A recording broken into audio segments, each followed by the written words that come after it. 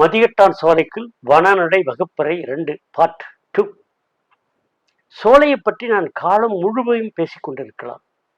ரொம்ப சுருக்கி 2ஆவோ 3ஆவோ பண்ணியிருக்க போறேன். இப்ப 2வது வகுப்பறை. சோலை என்பது மிகப்பெரிய வகுப்பறைங்க. இப்படிப்பட்ட வகுப்பறைகளை கேட்கிறது எல்லாமே எங்கே எந்த இடத்தில் சொல்லப்படுகிறதோ அது மனசுல இருந்து மறக்காதுங்க. அப்படிப்பட்ட இடத்துக்கு கூட்டிட்டு போறோம். அந்த உங்களுடைய மானசீகமா கற்பனையில் நீங்க எங்கூட வர்றீங்க. பொதுவா வகுப்பறை என்பது வெறும் கான்கிரீட் ஜங்கிள் இருக்கக்கூடாது. கட்டிட காடுகளுக்குள்ள 2 பக்கமும் கதவு வச்சு பூட்டி விட்ட வகுப்பறையில பாடமா படிக்க முடியுங்க. அதனாலதான் உங்களை அட்லீஸ்ட் கற்பனையிலேயாவது நீங்க எங்கூட டிராவல் பண்ணுங்க. நாங்க ஒரு 37 வருஷமா இந்த மாதிரி எத்தனையோ லட்சம் மாணவர்களுக்கு பண்ணியிருக்கோம். வராத மாணவர்கள் இதுல பயன்படுத்துமேங்கிறதா இந்த செஷனுடைய முக்கியத்துவங்க. The same thing, eco awareness, a path to eco literacy. Continuation தானுங்க. போன பார்ட் 1 இருந்து part 2 continuation. Happy that humans have no wings. A very few places are safe. நல்ல வேலைங்க, மனுஷனுக்கு பறக்கும் சக்தி இல்லைங்க. இது ஐபெக்ஸ் பீக்குன்னு பேருங்க. பேரிஜத்திலிருந்து ஒரு 15-16 கிலோமீட்டர் ட்ரெக் பண்ணோம்னா இந்த இடம் வரும். எதிர்த்தாப்புல இருக்கிறது அகமலைங்க. இந்த மலைக்கு பின்னாடி இருக்கிறது அகமலைன்னு பேரு. நல்ல வேலைங்க, மனுஷனுக்கு பறக்கும் சக்தி மட்டும் இருந்திருந்துன்னு வச்சுக்கோங்க, அந்த பீக்கில் மனுஷன் போய் உட்கார்ந்து டாஸ்மாக் கடை பாட்டில் கிடக்கும், A1 சிப்ஸ் கிடைக்கும். ஐயோ, அசிங்கப்படுத்தியிருப்பாங்க. நமது மக்களுக்கு ஒரு ஈகோ சென்சிட்டிவிட்டியோட ஒரு இடத்துக்கு போகணுங்கிறத கற்றுக் கொடுக்க வேண்டியது ரொம்ப அவசியமா இருக்குதுங்க. So happy that humans have no wings. A very few places are safe. இங்க யாரும் போக முடியாதுங்க. நல்ல வேலை, ஃபாரஸ்ட் டிபார்ட்மெண்ட் ரொம்ப ஸ்ட்ரிக்டா இருக்காங்க, போக விடல. அங்க பாருங்க, இது ஒரு சோலைக்கு பக்கத்துல தோடாஸ்குடி இருக்கிற இடத்துக்கு பக்கத்துல ஒரு மீட்டிங் போட்டு அந்த சோலை பத்தி நான் பேசிட்டு இருக்கேன். மறுபடியும் பாருங்க, மாஸ் போற இடமெல்லாம் நமக்கு பாசி படர்ந்த மரங்கள். இங்க பாருங்க, பச்சை பசேல்னு ஆர்கிட்ஸ். ஆர்கிட்ஸ்னா என்னங்க? நிறைய பேர் கேள்விப்பட்டிருப்பீங்களே, நம்ம ஊர்ல கல்யாண மாநாடுகள் நடக்குது இல்லைங்க. அந்த கல்யாணத்துக்கு நம்ம எல்லாம் டெல்லியிலிருந்து லோடா ஆர்கிட் பூக்களை வாங்கி வச்சு ஒரு நைட்டு இரவுல எல்லாத்தையும் வேஸ்ட் பண்ணி தூக்கி எறியறோம் இல்லைங்களா, அந்த கல்யாண மாநாட்டுக்கு பிறகு. அப்ப அந்த ஆர்கிட்னா அந்த வாங்குறவங்களுக்கு ஆர்கிட் பத்தி தெரியுமான்னு தெரியாது. அப்ப ஆர்கிட்னா என்னங்க சொல்றேங்க. ஆர்கிட்ஸ்ங்கிறது ஒரு பூவினத்தில் ஒரு ஜாதி, உயர்ந்த ஜாதி பூக்கள். நான் இது ஜாதின்னு நம்ம ஜாதி சொல்லிங்க, உயர்ந்த ஜாதி பூக்கள், ஸ்பீசிஸ்ங்கிற highly evolved plant kingdom. Highly evolved plant kingdom. Sir, அப்ப மற்ற பூக்களுக்கு இதுக்கு என்ன சார் வித்தியாசம்னா, ஒரு பையன் வந்து சந்தேகம் கேட்குறான். அங்கிள், என்னுடைய கேர்ள் ஃப்ரெண்டுக்கு நான் ரோஸ் கொண்டை கொடுத்தேன், அது தூக்கி குப்பைத்தட்டில் போட்டா. கனகாமரம் மல்லிகைப்பூ கொண்டை கொடுத்தேன், எந்த பணத்து மேலேருந்து எடுத்துட்டு வந்தான்னு கேட்டா.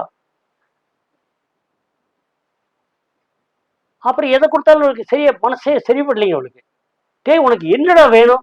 எனக்கு தெரியாது, பூக்கள் உயர்ந்த ஜாதி பூக்கள் எனக்கு ஒக்கே கொடு, அப்புறம் நான் பேசுறேன்ட்டா. அப்புறம் வந்து ஒரு ஃபோன் வந்தது எனக்கு. அங்கிள், உயர்ந்த ஜாதி பூக்கள் எது அங்கிள் அப்படின்னு. அந்த பையன் ஆல்ரெடி கேம்ப் வந்த பையன். அதுதான்டா நீ வந்தியே கட்டுக்குள்ளேயும் கூட ஒரு பூக்களை காமிச்சனே, கலந்தி அப்படின்னு. அந்த மாதிரி நிறைய இருக்குதுங்க. அதைத்தான் நீங்க பார்த்துட்டு இருக்கிறீங்க, அந்த கலந்தி ட்ரிப்ளிகேட்டாங்கிறது. இது ஒரு ஆர்கிட். அங்கிள், அப்ப ஆர்கிடுக்கும் மற்ற பூக்களுக்கு என்ன வித்தியாசம்? ஆர்கிடை யாராவது கூர்ந்து கவனிச்சா தெரியும். ஒரு ரோஸையும் ஆர்கிடையும் பக்கத்துல வச்சுட்டு பாத்தீங்கன்னா, ரோஸுக்கு செப்பல்ஸும் இருக்கும், பெட்டல்ஸும் இருக்கும். ஆனா இந்த ஆர்கிட்க்கு செப்பல்ஸ் இருக்காதுங்க, பெட்டல்ஸ் மட்டும்தான் இருக்கு. அதே மாதிரி சாதாரண பூக்களுக்கு, சாதாரண பூக்கள்னா இந்த ரோஸு, மல்லிகை, கனகாம்பரம், இந்த மாதிரி பூக்களுங்க. இது எல்லாத்துக்கும் எல்லா இதழ் பெட்டல்ஸும் ஒரே ஷேப்ல இருக்கும். ஆனா பெட்டல் சிமெட்ரிக்கலா இருக்கும். ஆனா ஆர்கிட்னுடைய பூக்கள்ல ஒவ்வொரு இதழும் ஒவ்வொரு பெட்டலும் ஒவ்வொரு ஷேப்ல இருக்கும். இன்னும் 5-6 வித்தியாசங்கள் இருக்குதுங்க.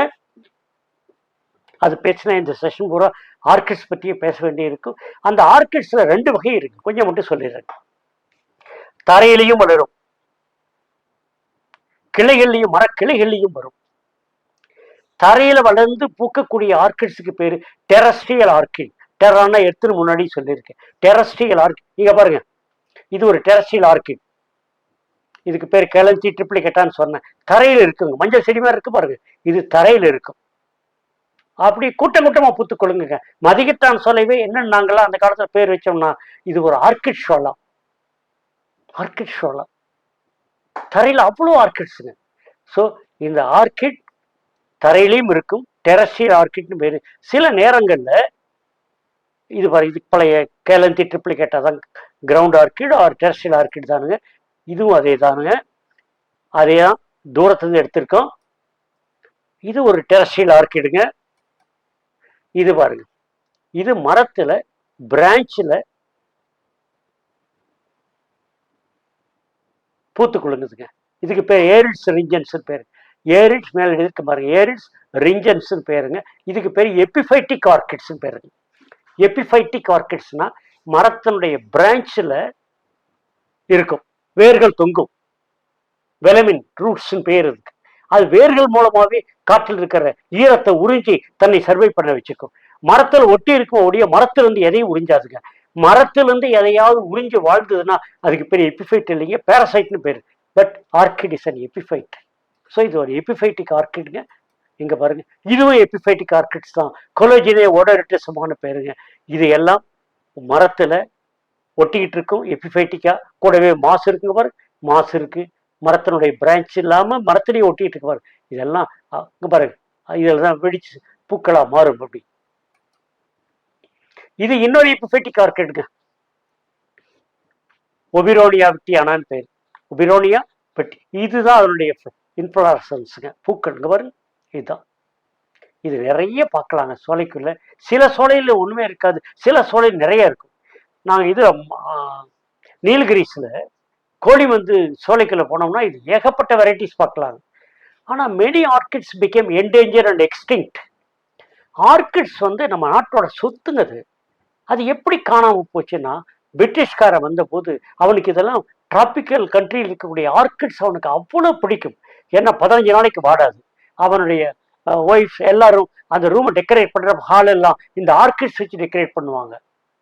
அதை பறிச்சு கொடுக்கறதுக்கு அரை காசு ஒரு காசுல நம்ம ஆளுங்க அந்த காசு கிடைக்குதுன்னு சொல்லி, அந்த காலத்துல நமக்கெல்லாம் வேறு கூலிஸுங்க, இந்தியன் கூலிஸ். காசுக்காக என்ன பண்ணுவாங்க, காட்டுக்குள்ள போய் எல்லாம் பறிச்சு கொண்டாங்க. இப்படியே பல ஆயிரம் ஆர்கிட்ஸ் அழிஞ்சு போச்சு. பல மருந்து குணங்களும் அந்த ஆர்கிட்ஸ்க்கு உண்டு. அத்தனை அழிஞ்சு போய் இப்ப இருக்கிற கொஞ்சமாவது இனி அழியுமோ அழியாதோங்கிற நிலைமையில் இருக்கக்கூடிய ஆர்கிட்ஸ்க்கு பேர் என்டேஞ்சர் பேர். Endanger, that is danger of extinction இருக்கக்கூடிய எல்லாத்துக்கும் என்டேஞ்சர் பேருங்க. மெனி ஆர்கிட்ஸ் பிகேம் எக்ஸ்டிங்க்ட்டுங்க. பல ஆயிரம் ஆர்கிட்ஸ் எல்லாம் எக்ஸ்டிங்க்ட் ஆகும். ப்ளூ வெண்டா எங்க இருக்குது, லேடி ஸ்லீப்பர் எங்க இருக்குது, காணாங்க. இதெல்லாம் ஆர்கிட்ஸ் பேருங்க. பாருங்க, அடுத்து பாருங்க. இது வந்துங்க லூயிசியா பர்ச்சியான்னு சொல்லுவாங்க. Scientific name, I am a mathematician. ஏதோ தெரிஞ்ச சயின்டிபிக் நேம் உங்களுக்கு சொல்றேன். Simply we will call it Luisia. இதை கூட ஒரு forest officer, I think mister Subrayalu நினைக்கிறேன், வாங்கி அவரோட புக்குக்காக கேட்டார், கொடுத்துருந்தேன். இது அப்படி ஒரு அழகான ஆர்கிடுங்க. பாருங்க, நீங்க பாக்குறப்பவே கண்ணெல்லாம் அப்படியே கண்ணுக்குள்ளையெல்லாம் கவிதை தோணும். லூயிசியா நாங்க எங்க எடுத்தோம்னாங்க, நீலகிரிஸ்ல அப்பர் பவானி இருக்கிற ஏரியாவில் லெஃப்ட்ல போனா அங்க ஒரு கேரளா பார்டர்ல ஒரு ஷோலா ஃபாரஸ்ட் இருக்குது, அங்க எடுத்ததுங்க. இங்க பாருங்க, வேண்டா வெரைட்டி. இது விஐஎன்டிஏ வேண்டா படிச்சிருப்பீங்களே, அந்த வேண்டா வெரைட்டிங்க. இது ஒரு எபிஃபைட்டிக் ஆர்கிட் தானுங்க.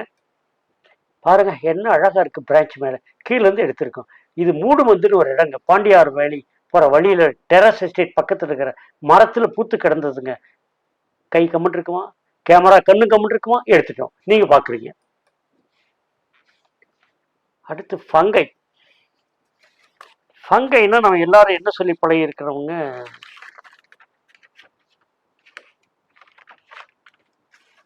காளான்னு சொல்லி பழகிருக்கோம். காளான் அப்படின்னு சொல்லியிருக்கோம். காளானுக்கு இங்கிலீஷ் ஃபங்கை தானுங்களா? Yes, fungi. மஷ்ரூம் சொல்லக்கூடாதுங்க, ஃபங்கை. இதை சொல்லும்போது எனக்கு உடனே ஞாபகம் வருதுங்க, மழை காலம். அது ஒரு கார்காலம் கண்ணேன்னு சொல்கிற மாதிரி அது ஒரு கார்காலம். ஸ்கூலுக்கு போயிட்டு நேற்று மழை பெஞ்சிருச்சுங்க. இன்னைக்கு ஸ்கூலுக்கு போயிட்டு வர்றோம். அதில் முந்தா நாள் மழை பெஞ்சிருக்கலாம். வரும்போதே கற்பனையில் இருக்கு, இன்னைக்கு அம்மா சோளக்காட்டுக்கு போயிருப்பாங்க, கம்மங்காட்டுக்கு போயிருப்பாங்க. மழை ஈரத்தில் காளான் அப்படியே முளைச்சி கிடந்திருக்கும். பிச்சிட்டு வந்து கரண்டியில் போட்டு எண்ணெய் ஊற்றி வெறும் மிளகாய் மட்டும் போட்டு இரும்பு கரண்டியில் வறுத்து வச்சிருப்பாங்க. அதுதான் எங்களுடைய மாலை நேர சிற்றுண்டி. அந்த அந்த டேஸ்ட்டுக்கு நீங்கள் எந்த 5 ஸ்டார் ஹோட்டல் போய் கேட்டாலும் கிடைக்காது. ஏன்னா அந்த காளான் கிடைக்காது. அப்படிப்பட்ட இது காளான் அப்படின்னு என்னங்க? அது எங்க எப்பொழுது தென்படும்? அனைத்து வகை காளான்களையும் சாப்பிடலாங்களா? காளான்களுக்கும் மற்ற தாவரங்களுக்கும் என்ன தொடர்பு? இங்க பல வகையான காளான்களை பார்க்குறீங்க நீங்க. இந்த இடத்துல இன்னொரு சின்ன கேள்வி, தெரிஞ்சாலும் நீங்க பதில் சொல்லுங்க. காட்டுக்குள்ள போறோம், டிரைவர்ஸ் நிறைய இருக்கிற காட்டுக்குள்ள. எப்ப காளான் வரும் அவங்களுக்கு கேட்டு, மின்னல் அடிச்சா காளான் வரும் அம்மாங்க. அது எப்படி மின்னல் அடிச்சா காளான் வரும்? அப்புறம் தான் புரியுது, மின்னல் அடிச்சா மழை வரும். மழை வந்தா ஈரமாகும். ஈரமானா மண்ணுக்குள்ள கிடக்கிற மக்கி போக வேண்டிய இலைகளும் தரைகளும் மரங்களும் அப்படியே டீகே ஆகி மண்ணுக்குள்ள போகுங்க. டீகம்போஸ் ஆகி மண்ணுக்குள்ள போறப்ப அங்க தென்படுவது தான் ஃபங்கை. எங்கே மக்கி போகும் தன்மையும், அதாவது டீகம்போஸ் மரங்கள் சிந்தசிஸ் ஆகி கீழே அப்படியே மண்ணுக்குள்ள அந்த எனர்ஜி எல்லாம் போகுதுங்களோ அந்த நேரத்துல உருவாகிறது தான் ஃபங்கை. அதுக்கு தான் அடிக்கடி சொல்றானுங்க, காட்டுக்குள்ள காளானை பார்த்தா மனசெல்லாம் சந்தோஷமாகுது. ஏன் சார் காளானை பார்த்தா சந்தோஷம் அடையுது, சாப்பிடலாம்னா? பார்த்தீங்களா, ஹோட்டலுக்குள்ள போற புத்தியில தான் நீ கேட்குற. நீ அது இல்லை, வேற ஏதாவது சொல்லு. அங்க தெரியலீங்க அங்கிள்.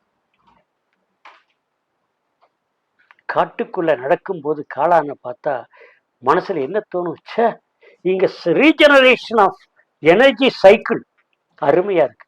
மரம் கீழே விழுது, மக்கி போகுது. மக்கி போனா இந்த மாதிரி இங்க பாருங்க, இந்த காளான்கள் தோணுது. இவையெல்லாம் தோண ஆரம்பிச்சாலும் என்ன அர்த்தம்? அங்க மக்கி போற தன்மை நல்லா இருக்கு. காலங்காலமா அந்த மரங்களும் செடிகளும் கொடிகளும் சூரியனை சிநேகித்து உருவாக்கிய அந்த எனர்ஜி சக்தி மண்ணுக்குள்ள மறுபடியும் போகுதுங்க.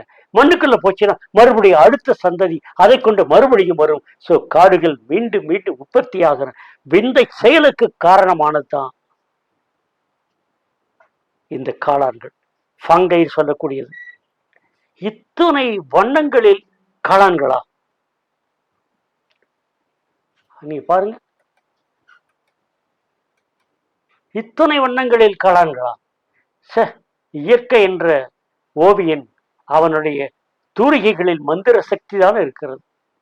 பாருங்க, நம்மளால கற்பனை பண்ண முடியுங்களா? காளான் என்பது ஃபங்கை தான் சொல்றாங்க தமிழ்ல. காளான் என்பது கண்ணுக்குள் தெரியாமல் மண்ணுக்குள் மறைந்து கிடக்கும் பெரிய மகா சாம்ராஜ்யம். என்ன சார் இப்படி சொல்றீங்க? காளான் என்பது கண்ணுக்கு தெரியாமல் மண்ணுக்குள் மறைந்து கிடக்கும் மகா சாம்ராஜ்யம். நீங்க நடந்து போயிட்டு இருக்கீங்க, தோட்டத்துல வரப்புல பெரிய காளான் இருக்குது, அது ஃப்ரூட்டிங் பண்ணி மேலே மட்டும் பிச்சுட்டு வருவீங்க. அது இல்லைங்க, அது முக்கியமானதெல்லாம் கீழே தான் இருக்குதுங்க. மேலே இருக்கிறத மட்டும்தான் நம்ம கண்ணுக்கு தெரிவது. அது காளான் என்ற உயிரினத்தின் மேல் பகுதி. காளான் என்பது ஒரு உயிரினம்ங்க, அதனுடைய மேல் பகுதி மட்டும்தான் நம்ம பிரிச்சுட்டு வந்து சாப்பிட்றோம்.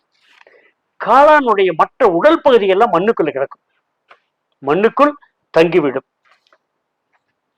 காளான் ஒரு வித்துக்கள் மூலமா பரவுதுங்க. காளான் என்பது வித்துக்கள் மூலமா பரவுதுங்க. ஸ்போர்ஸ் சொல்லுவேன் இங்கிலீஷ்ல. அந்த ஸ்போர்ஸ்ல இருந்து ஹைஃபா அப்படிங்கிற மெல்லிய நூல் இழைகள் உருவாகி வலை பின்னல்களாக மண்ணுக்குள் உருவாகும். அந்த உருவாகிற வலை பின்னல்களாக உருவாகிற அந்த பகுதிக்கு பேரு மைசீலியம் சொல்லுவாங்க. என்ன பேருங்க? மைசீலியம். மண்ணுக்கு வெளியே பூ போல தெரியும் பகுதியை காளான்னு சொல்றோம்.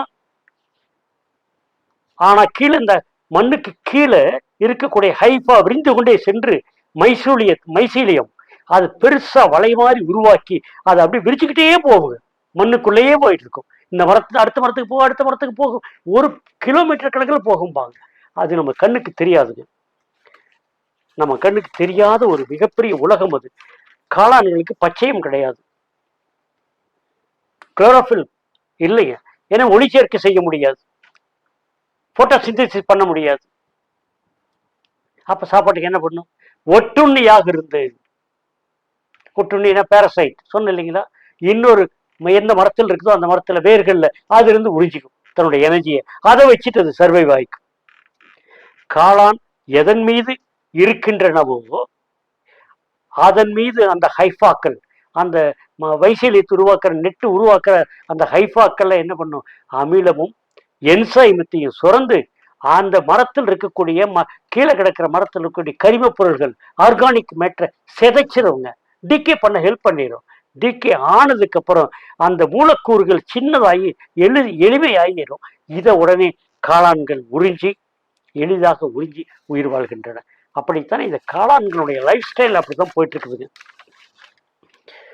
இந்த காளான்களுடைய மைசீலியம் வலைப்பின்னு அப்படியே நீண்டுகிட்டே போகுங்க, ஸ்ப்ரெட் ஆகிட்டே போயிடும். இந்த மரத்தை அந்த மரமாக அப்படி. இது பார்த்தீங்கன்னா அந்த மைசீலியம் போகிற பாதையை வந்து நெடுஞ்சாலை மாதிரி இருக்குங்க, நம்ம ஒரு ஹைவே மாதிரி இருக்கு. இந்த மரத்துக்கு அந்த மரத்துக்கு, அந்த மரத்துக்கு அந்த மரத்துக்கு. அப்போ இந்த மரங்கள் ஒன்றுக்கு ஒன்று அதன் மூலமாக கம்யூனிகேட் பண்ணிக்குதுங்க, அதன் மூலமாக கம்யூனிகேட் பண்ணிக்குது. ஒரு மரத்தில் பூச்சி பிடிக்குதுன்னு சொன்னால் அடுத்த மரத்துக்கு தெரிஞ்சிடும், இது கம்யூனிகேட் பண்ணிடும். இங்கே வறட்சின்னு சொன்னால் எனக்கு உணவில்லைன்னு அடுத்த மரத்துக்கு இந்த ஹைஃபா மூலமாகவே சில நேரங்களில் எனர்ஜி டிரான்ஸ்ஃபர் ஆகும். காட்டுக்குள் காளான்களை பார்த்தால் மனசெல்லாம் கொண்டாட்டம். ஏன்னு கேட்டேன் இல்லைங்களா, இதனால தான் காட்டுக்குள்ள ஒரு மிகப்பெரிய மகா சாம்ராஜ்யமே நடந்து கொண்டு இருக்குதுங்க. அதை புரிஞ்சுக்கிறதுக்கு உள்ள போனா தான் முடியும், அதை பற்றி தெரிஞ்சு கொண்டா தான் முடியும். ஸோ காளான்களை காட்டுக்குள்ள பார்த்தா சந்தோஷம். ஒரு கான்செப்ட் மட்டும் உங்களுக்கு பேசணும்னு தெரியலிங்க. இங்கே பாருங்க, சோலைக்குள்ள கிளாஸ் எடுத்துட்டு இருக்கேன். எங்கூட எனது நண்பர் இந்த கேம்பில் நிறைய கேம்ப் வந்திருக்கிற எல்லாத்துக்கும் உங்களுக்கு தெரியும் இந்த ஹீரோவை. இவர் doctor Sylendra Babu, IPS retired DGP. அவருடைய கிளாஸஸ் எல்லாம் வெரி ஃபேமஸ். அது அவர் வகுப்பெடுக்க ஆரம்பித்தா அத்தனை பேரும் அப்படி உட்காந்து லிசன் பண்ணுவாங்க. அங்கே சார் இருக்காரு, இங்கே நான் இருக்கேன், இந்த மாணவர்கள். இந்த யுனிக் வெஜிடேஷன் ஆன் எர்த் இங்கே பாருங்க, வெத்தலை மாதிரி இருக்கு பாருங்க. இதுக்கு என்ன பேருங்க? Scientific name Piper nigrum. இந்த செடிகள் விளைந்த காய்கள் தானுங்க மேற்கு தொடர்ச்சி மலையை சார்ந்த அரபிக்கடல் ஓரத்துல ஆயிரக்கணக்கான கப்பல்களை நங்கூரம் போட வச்சு நமது இந்த காய்களுக்காக, இந்த சீட்ஸுக்காக, இந்த பெரிக்காக அங்க வெயிட் பண்ணிட்டு இருந்தானுங்க. அதனால இது பெப்பர்னு பேரு. என்ன பேருங்க? பெப்பர். பாருங்க தெளிவா இருக்கு இல்லைங்க, பெப்பர். மிளகு கொடி. இந்த மிளகு கொடியில் விளைந்ததுக்காகத்தான் அத்தனை கப்பல்களும் நம்ம நாட்டை நோக்கி வந்தன. Black pepper.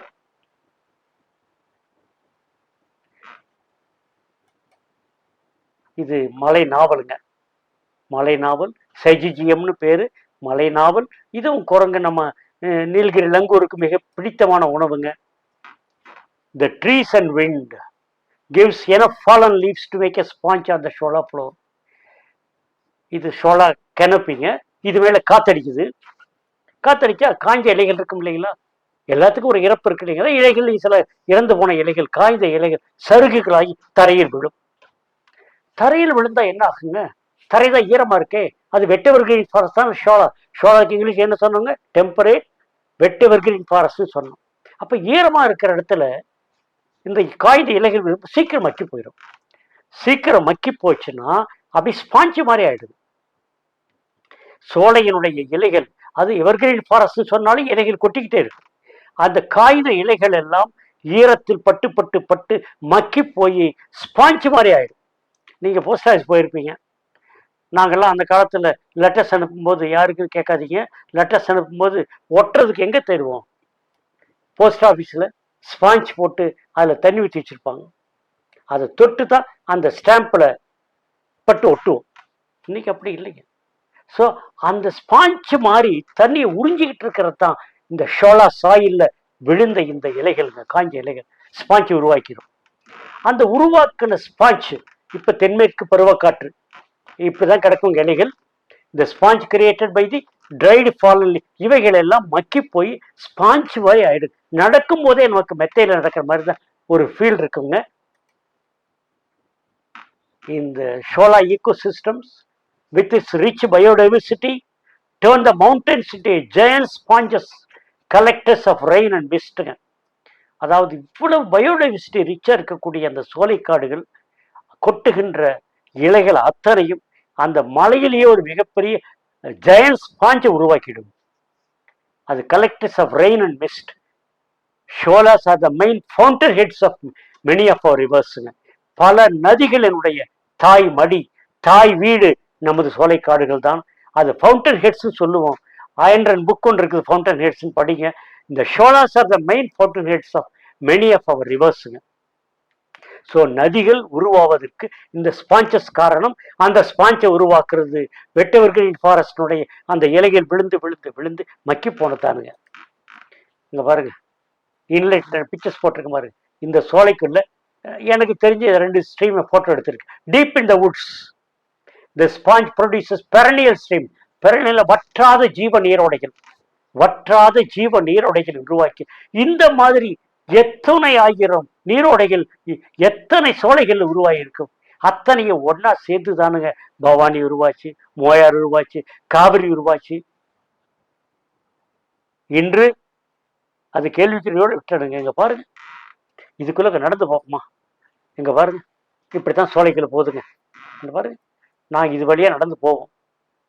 பாரு மாஸ் பாருங்க, சோலைக்குள்ள அந்த ஸ்பாஞ்ச் ப்ரொடியூஸ் பண்ண ஒரு ஸ்ட்ரீம் இப்படி ஓடிட்டு இருக்கு பாருங்க. பாக்குறப்பவே எப்ப அங்கிள் போலாங்க கிளம்பிட்டாங்க பார்த்தீங்களா? இதெல்லாம் 20 வருஷத்துக்கு முன்னாடி போன மாணவர்களுங்க. கீழே பாறையில சோலைக்குள்ள போய் அந்த ஸ்ட்ரீமை கிராஸ் பண்ணி போயிட்டு இருக்காங்க பாருங்க. இதுக்கு பேர் ஸ்ட்ரீம் வாக்னே நாங்கள் பேர் வைப்போம். Stream walk. கேர்ள்ஸ் போறாங்க பாருங்க, பாறையில பாறைக்கு தாண்டி தாண்டி தாண்டி மரத்தை பிடிச்சி பிடிச்சி மேலே போயிடுவாங்க. அது ஒரு வாழ்க்கையில் அவங்களுக்கெல்லாம் மறக்க முடியாதுங்க. இங்க பாருங்க, அந்த நீரோடைகள் உருவாகி இந்த மாதிரி குட்டி குட்டி ஃபால்ஸா கொட்டுங்க. இங்க பாருங்க, கால் தெரியுதுங்களா? ஷூவோட கால் இப்படி இதுலயே மேலே ஏறி போகணும். அது சாதாரண வாக்கு இல்லைங்க. இங்க பாருங்க, இப்படி கடைசியா மலையிலிருந்து கீழே வந்து கேஸ்கேடிங் லைக் வாட்டர் ஒயிட் கிளவுட்ஸுங்க, அப்படி அருவியா கொட்டும். இந்த அருவிகள் எல்லாம் நீரா மாறி, ஐ மீன் நதியா மாறி நமது மருத நிலத்தையும் வாழ வச்சுட்டு, மேங்க்ரோவ் ஃபாரஸ்டையும் வாழ வச்சுட்டு கடல்ல போய் கலக்குங்க. கற்பனை பண்ண முடியுதுங்களா?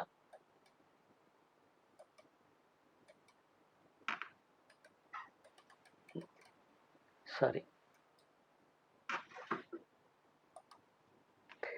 இந்த ரிவர் ஆக்சுவலா அகனாஷினின்னு பேர். இது எந்த சோலைன்னு சொன்னா, அந்த ஜோக் ஃபால்ஸுக்கு பக்கத்துல இருக்கக்கூடிய மைரிஸ்டிகா ஸ்வாம்ப்ல இருந்து உருவாகிற ஒரு நீரோடை இதுல வந்து கலக்கும். அகனாஷினின்னு பேரு. இது அரேபியன் சீக்கு போயிடுதுங்க. இது நமது நதி. நமது நதின்னு சொல்லும் போதே இங்க பாருங்க, இது வந்து சாம்ராஜ் நகர் டிஸ்ட்ரிக்ட், இது மாண்டியா டிஸ்ட்ரிக்ட். இந்த ரெண்டையும் பிரிச்சுக்கிட்டு ஓடக்கூடிய வான் வைப்பினும் தான் பொய்யா காவிரி, வான் வைப்பினும் தான் பொய்யா காவிரி. நாங்க இங்க ஒரு இடத்துல பீமேஸ்வரின்னு ஜங்கலாஜில் தங்கிட்டு இதுல எல்லாம் இப்படி போட்ல வந்திருக்கோங்க. இதெல்லாம் வரும்போது கொஞ்சம் மனசுல கருக்குன்னு இருந்தாலும் அதை அனுபவிக்காம வர்றதுக்கு மனசு இல்லைங்க. அப்படிப்பட்ட அனுபவிக்கிற நேரத்துல ஒரு மலை உச்சிக்கு ட்ரெக்கிங் போயிட்டு அங்கிருந்து எடுத்த போட்டோங்கிறது இன்னைக்கும் மனசு நினைச்சா நமது காவிரி, வான் வைப்பினும் தான் பொய்யா காவிரி. சோலையினுடைய அடிவாரத்துல தண்ணி தேங்கி இருக்கிற இடத்துல நான் தான் இங்க உட்கார்ந்துட்டு எப்படி இங்க தண்ணி தேங்கிச்சு, எப்படி சோலையிலிருந்து தண்ணீர் உருவாச்சு அப்படிங்கிறத சொல்லிட்டு இருக்கேன். இரவு நம்ம கேம்புக்கு வந்துடுறோம். கரண்ட் இருக்காது, சொன்ன சப்தங்களாலும் வெளிச்சங்களாலும் காயப்படுத்தப்படாத புண்ணிய பூமியில மாணவர்களுக்கு இதெல்லாம் சொல்லி சொல்லணுமே அப்படின்ட்டு எடுத்த போட்டோஸ் எல்லாம் போட்டு போட்டு நைட்ல கரண்ட்டுக்கு என்ன பண்ணுவீங்க? அப்ப எனக்கு Erode living with nature group மக்கள் எனக்கு வாங்கி கிஃப்ட் பண்ண ஜிப்சி ஸ்டார்ட் பண்ணி விட்டு அதுல யூபிஎஸ் போட்டுங்க, அதுல இருந்து கரண்ட் எடுத்து ப்ரொஜெக்டர் போட்டு இதை காமிச்சிட்டு கிளாஸ் எடுத்துட்டு இருக்கேன். டைகரை பத்தி, எலிபென்ட் பத்தி. அதெல்லாம் அந்த மாணவர்கள் இன்னைக்கும் நினைச்சாங்கன்னா ஒரு புலகாங்கித நினைவுகள் வந்து போயிட்டு இருக்குங்க. அப்படிப்பட்ட ஒரு நிகழ்வு இது. இது பெல்ஜியம் பக்கத்துல கிளாஸ் தானுங்க. பாருங்க, எல்லாரும் கண்ணும் காதும் என்னை நோக்கியே இருக்கு. அப்படி அந்த லிசன் பண்றாங்க பாடத்தை. வாருங்கள், சோலை வண்டிகள் தேன் குடிப்பதை கூட கலைக்க விரும்பாத கலாச்சாரம் வளர்ப்போம். அப்படி ஒரு மன்னன் இருந்தா காட்டுக்குள்ள தேர் போகும்போது மாலை நேரத்துல ஈவினிங்ல அவன் தேர் இருக்கிற